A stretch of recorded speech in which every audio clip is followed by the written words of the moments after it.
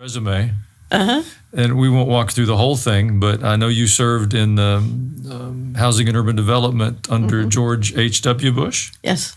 So you've got an extensive background in government and policy, investment banker. So some significant policy background, economic background. Yeah. Just for the people who don't know you. Money. I love money. Good for you. I'm not opposed to it. I always tell people if their money bothers them to bring it to me. So I will help find a good use for it. Yeah, yeah. If anybody's listening, that invitation is still open. But I think money is quite the issue today. I read an interview this week with Art Laffer. Yeah. Who's another Tennessee, or he's transplant here, but he had a lot of opinions on what's happening right now. So I would say my greatest interest is on building wealth. In fact, we have a building wealth program. And what is happening in this world is money is being used as a tool to liquidate wealth and steal wealth and centralize control of wealth. And, that's part of what we have to be about is decentralizing political and economic control in a way that builds wealth. And when I say wealth, I don't just mean financial equity. I mean living equity, people. A great economy starts with all financial wealth comes from life, whether it's strong people, healthy land, healthy water, beautiful plants, growing corn. It all value comes from life. And if you look at the centralization that is going on right now, it's very destructive of life.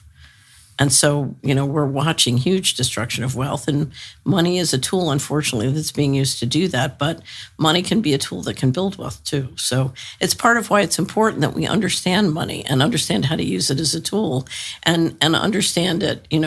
When you look at it and it says, "In God we trust," we need to understand that there's a very powerful connection between healthy money and, the God we love.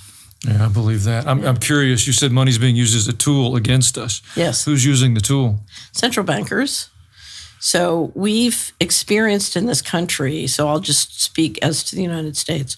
So we've experienced since fiscal 1998 a financial coup d'etat.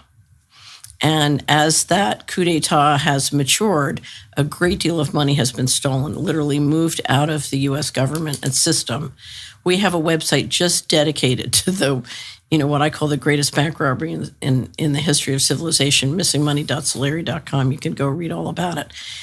In August 2019, the central bankers voted on something called the Going Direct Reset. They meet every year in Jackson Hole in August. They're going to meet again in August this year in Jackson Hole, and they voted for the Going Direct Reset. And that's because you're running things, you've been building up liabilities in one system, moving the assets to the other system. As those liabilities grow and the system becomes non-sustainable, you need to essentially consolidate and move to you need to reset and move to the next system. And so the central bankers then proceeded to inject $5 trillion into the economy. If you're feeling inflation, that's why.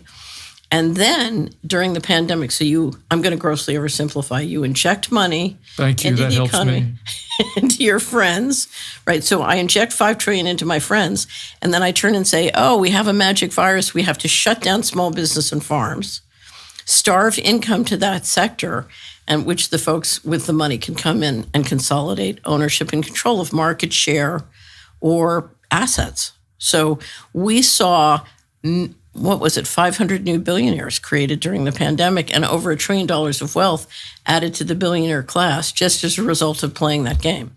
It's all part of the Going Direct Reset, and it's very much run top down by the central bankers, and it's consolidating ownership and control of assets. And it's not over yet.